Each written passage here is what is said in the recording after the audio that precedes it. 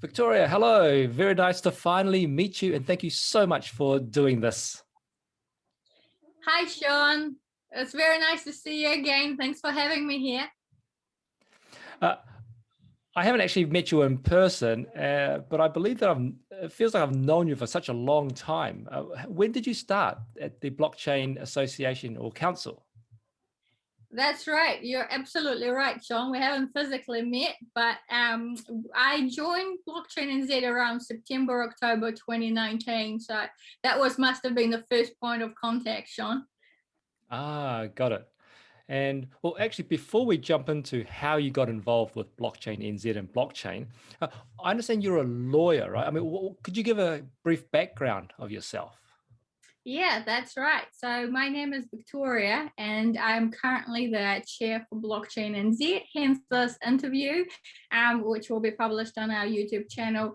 But also for my day job, I'm actually at Simpson Grierson, which is a commercially focused law firm here in New Zealand.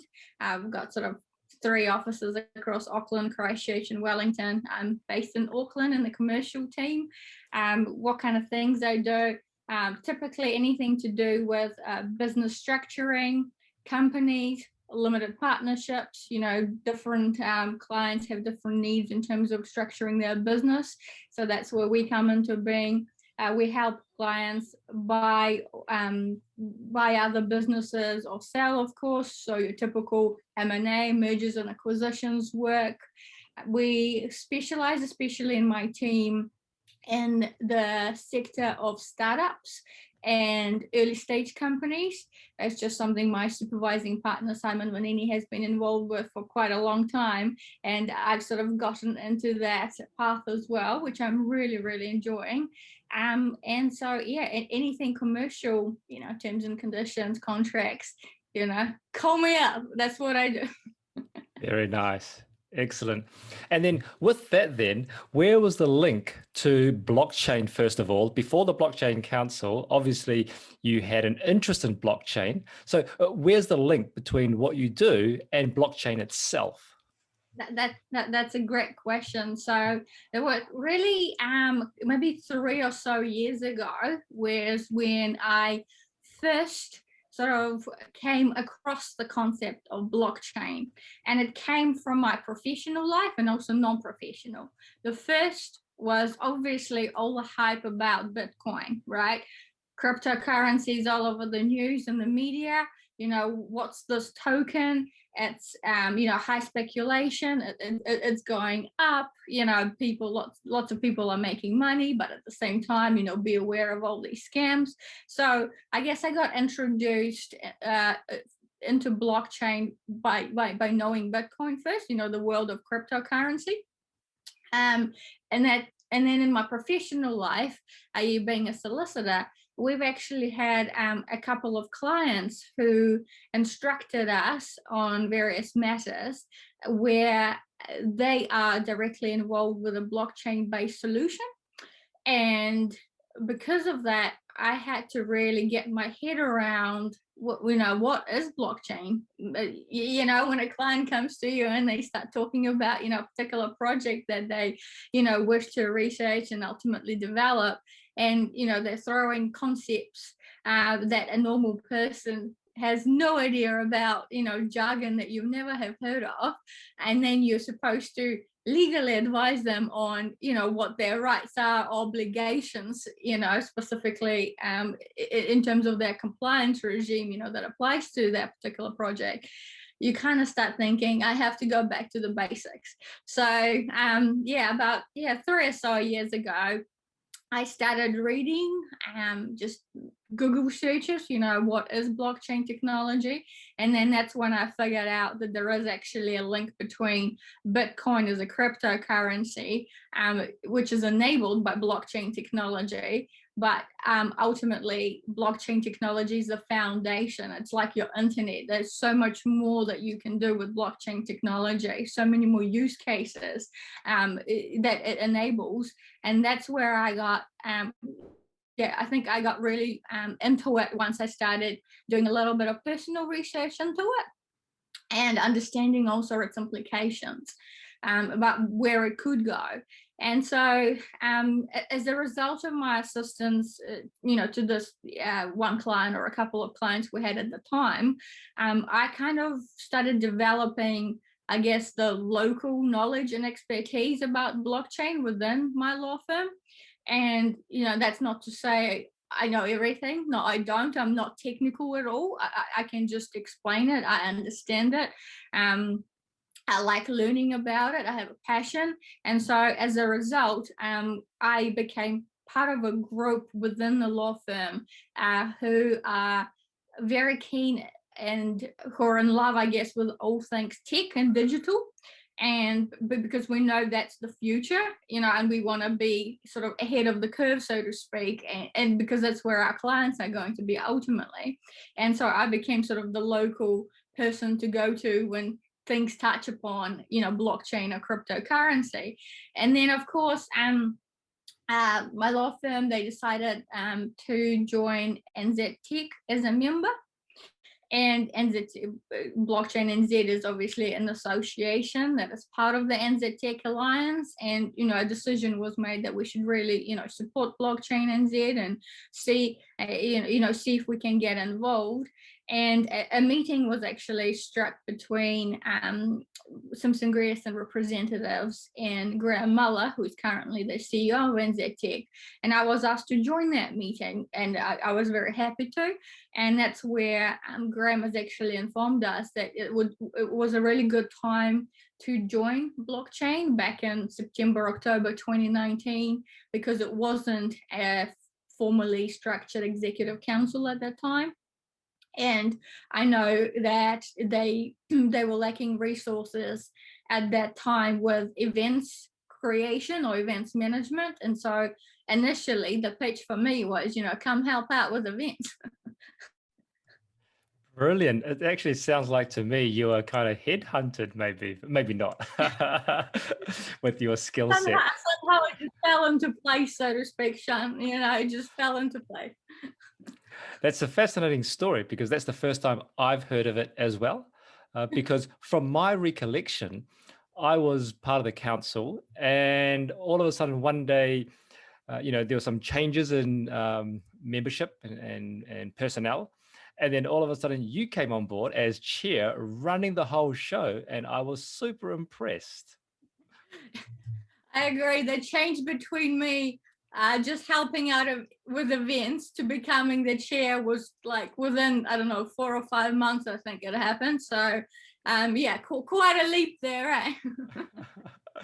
Brilliant. So then what have you been doing basically at BlockchainNZ? I mean, so you're the chair. Do you basically just organize everyone and make sure they're all doing their job? There's a bit more to that role, Sean, as you can imagine. And I think partly because BlockchainNZ does not currently have an executive director, it means that a lot of that work has fallen on sort of my shoulders as the chair, as sort of, the leader of the group. And in terms of the, I guess, tasks that are required to run, a volunteer group, I see it as being quite equivalent to running a business or a small business. And specifically, I would kind of highlight 3 different areas of work that I was involved with as chair. And they're the kinds of things that, the whole group needs to take care of, so to speak, but as the chair, you have to lead it. And the first being governance and management. So yes, that directly relates to coordinating and arranging for our board meetings and obviously chairing them and, making sure that everyone is accountable for what they have committed to do, on a monthly basis. But then more outside of board meetings, we're still a group, right? There's a lot to be done as a group, but also individually. Internal affairs, so to speak, of the group. Everyone might have issues or capacity issues or whatnot. So I'm the go-to person to deal with those issues. So that's governance and management. The second bucket, I would say, is membership and finances. And I would definitely highlight this as a key key bucket, really, because our job is to give back to our existing members, but also seek new members in order to obviously increase the pool of resources that BlockchainNZ has.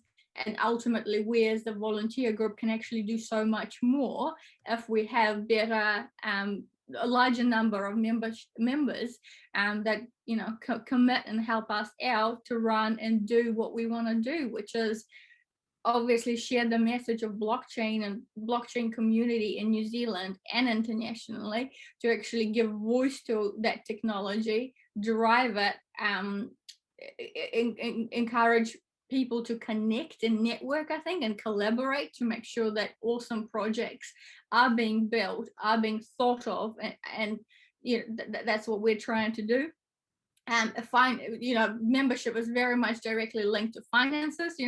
No group organization can survive if there is no finances in place, right? You can't even organize an event if you have no sponsorship. So those two are linked very closely together. And obviously, I think as part of that group, I would even link, organizing events probably has been definitely a key factor. It's probably in my opinion, it's the key value add to a member. Why? Because, taking off my sort of chair role of BlockchainNZ and, putting the Simpson Grierson hat on, which is a member, I know we get a lot of value whenever associations create events, and you get the little message pop up from the association saying, come and join us on such a date and such a place. We're going to be talking about X, Y, and Z. Or if it's not a physical meeting, like we couldn't hold those last year, then it would be a webinar, right? Join this link, and we're going to have 3 or 4 speakers talking about a particular hot topic that's relevant to an association. So I know there's a lot of value in those from a member's perspective. So that's been really the key focus, and it will be, I think, the key focus going forward in 2021 and the years after. And the third bucket, I would say, is probably just communication and marketing. Comms. There's a lot of queries BlockchainNZ, and I encourage everybody to use that email address, because that's the best way to actually get in touch with one of us or all of us at this, because there are non-members out there as well who are interested in blockchain or cryptocurrency and either have something something really wonderful to share with us, great news, or need assistance with a particular issue that they might be facing. And we are very happy to assist, given the fact that our board is made up of experts in their own field, and if they don't know the answer themselves, then it's very likely that collectively as a board we will have contacts, right? Other people we know who will be able to, we can tap them on the shoulder and provide a bit of guidance or assistance, which is really cool. Yeah, excellent.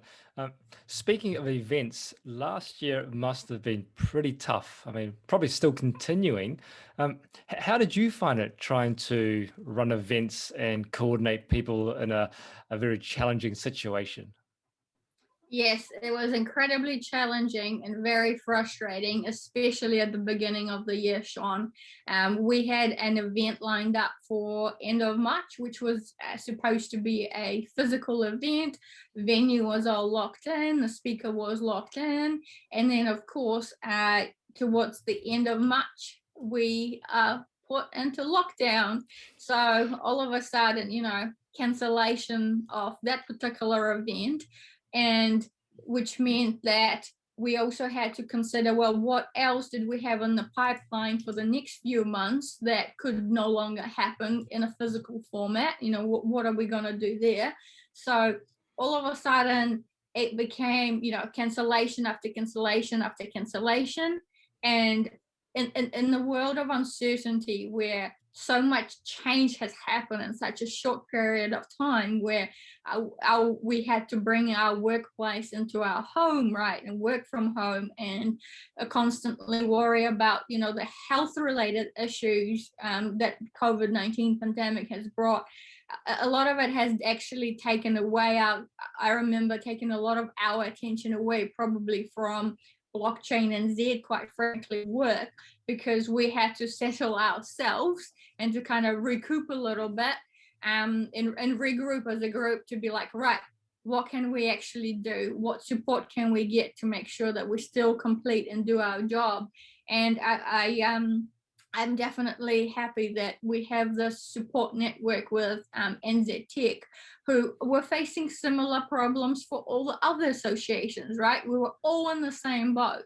And, luckily they were able to, lock in, Zoom licenses reasonably quickly, set up processes about how to go about organizing webinars, and just to provide that a bit of support and assistance to make sure we as volunteers keep doing, what we wanted to do, or what we wish to do.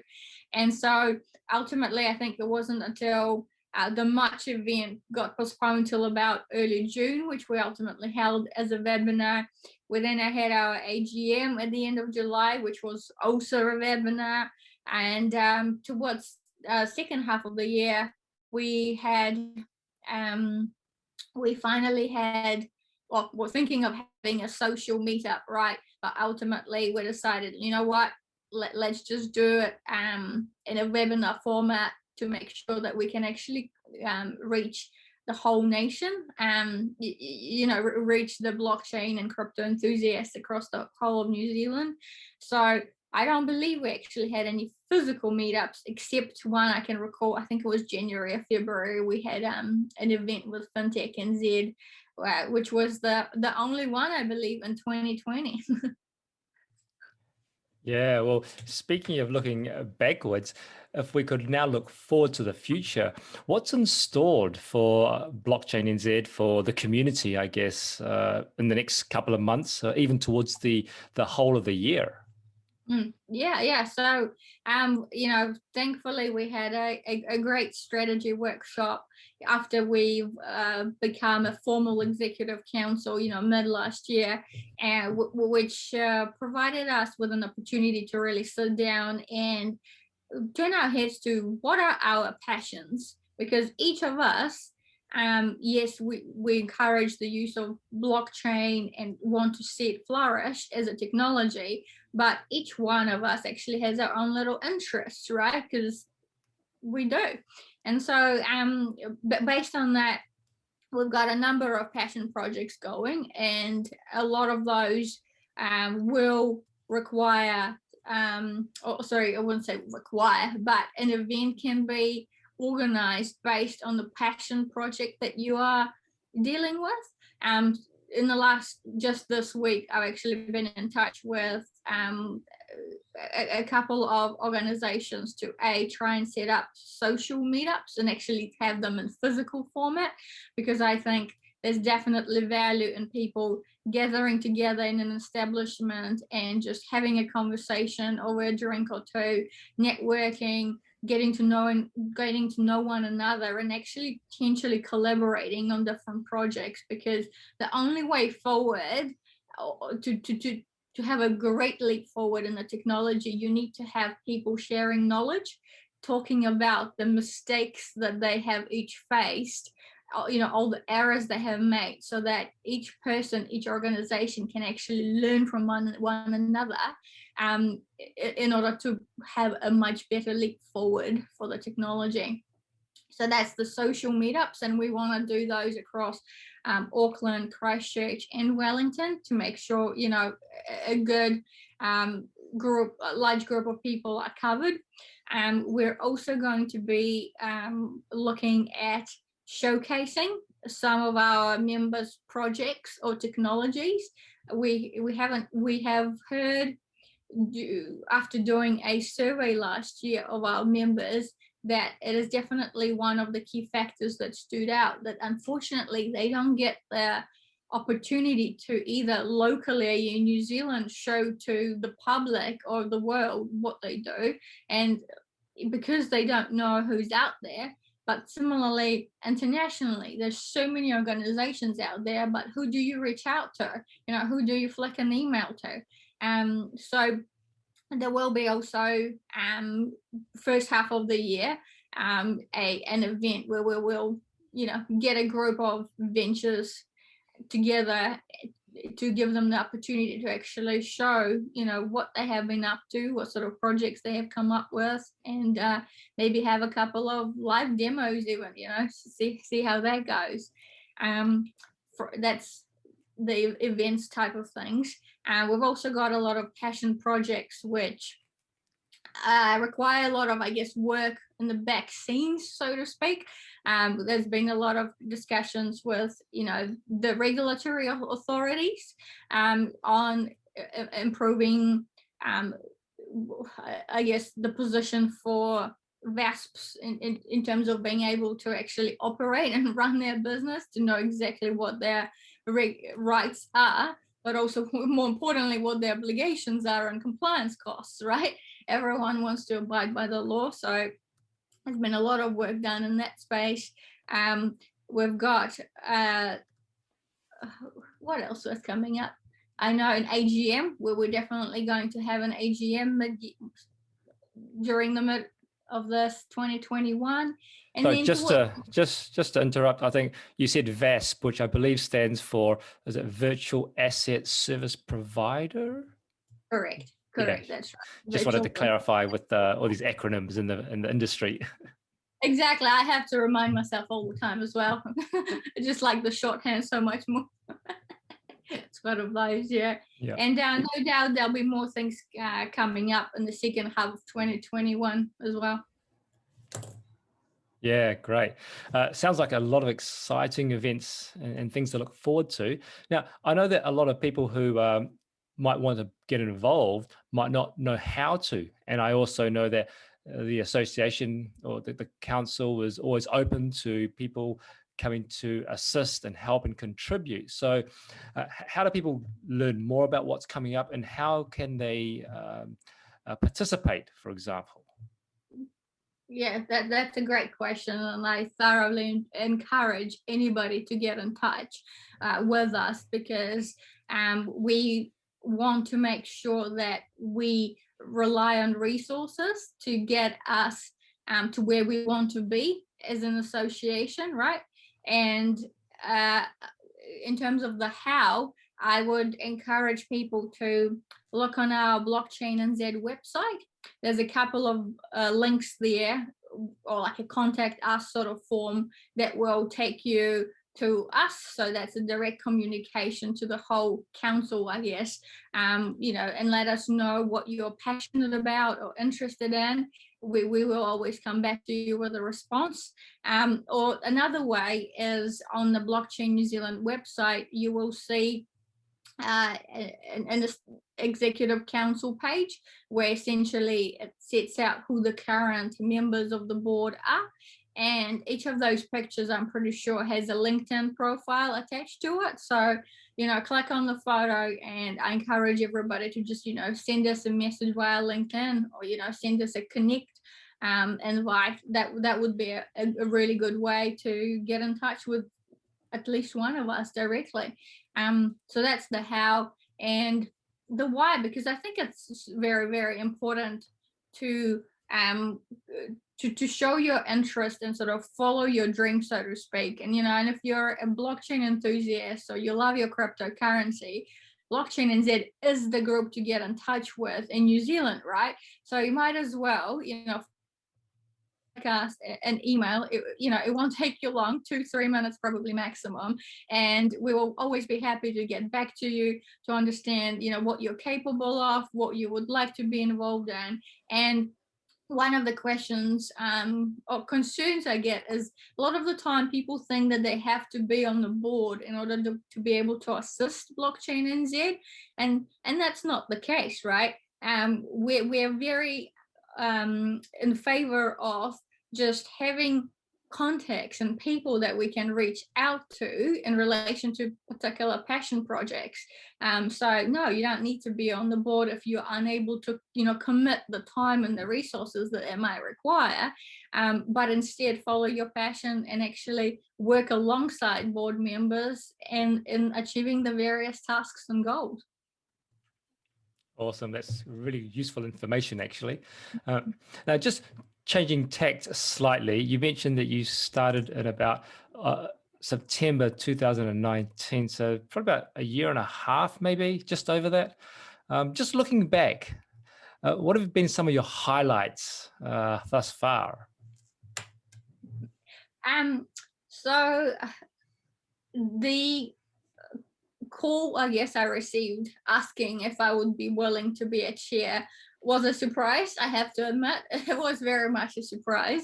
And it took a little bit of thinking and probably second guessing more than anything. Just because I have been involved previously with a volunteer committee, but I've never sort of been in the leading seat, so to speak.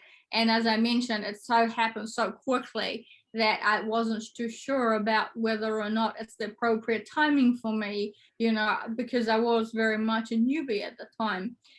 But I guess when I decided to, I'll take on the role, and this was just before the COVID-19 pandemic hit and lockdowns hit.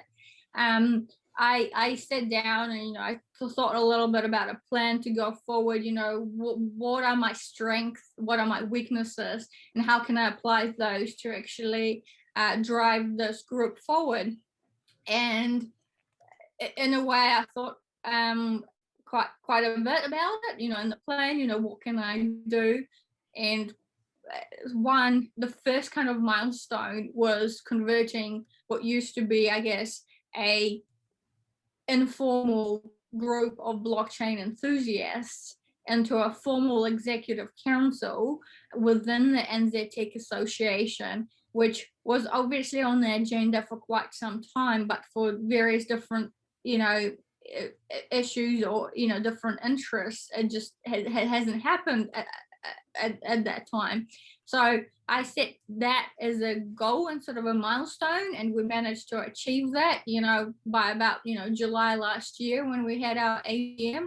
And so that required a bit of work in relation to our charter, board management, having the conversations with NZ Tech and others about, language, about what our object is and all these other things. And then ultimately the election process, right, where we had to go out to our members and seek representatives to join our board, was quite a process and to get through it in its own name, really.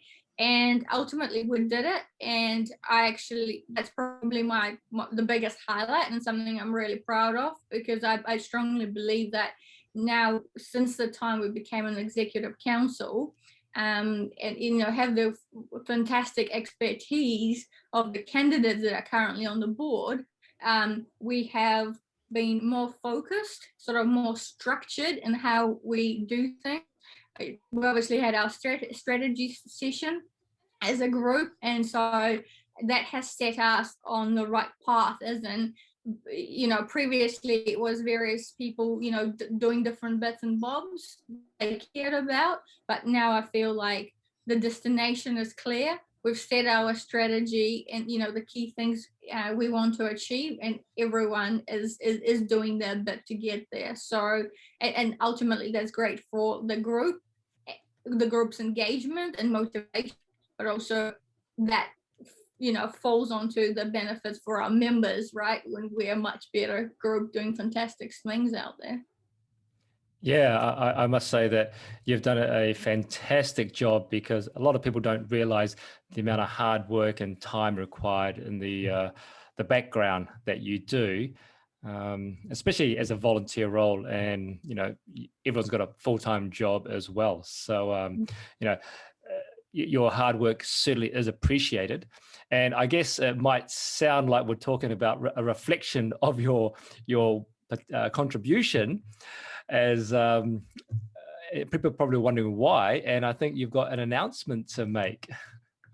Yes, that's exactly right. So, despite all the great things we're talking about today, the time has come for me to step down from the chair role at BlockchainNZ, and the reason is I've got another big job that's coming up, probably the most important job of my life, which is going to be becoming a mum for the first time in a couple of months, really.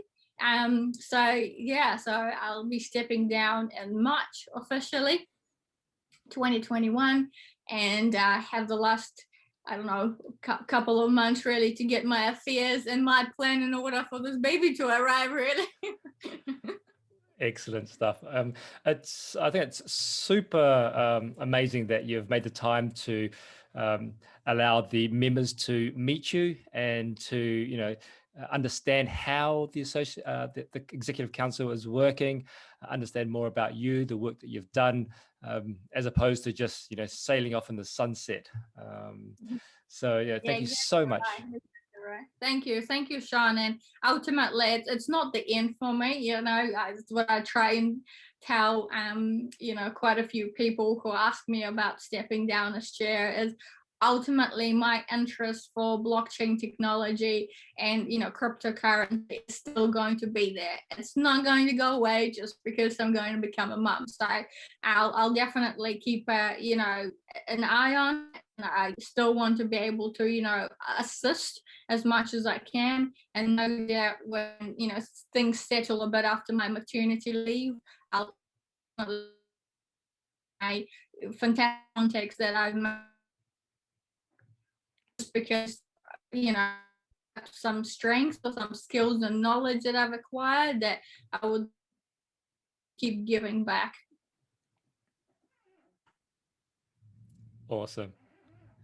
Yeah, I think the last part just broke up there, but that's okay. So super congratulations. Thank you once again for doing this, and look forward to hear from you soon, and keep in touch. Thank you very much. Thank you so much, Sean. Thanks. Sure. Thanks, Victoria.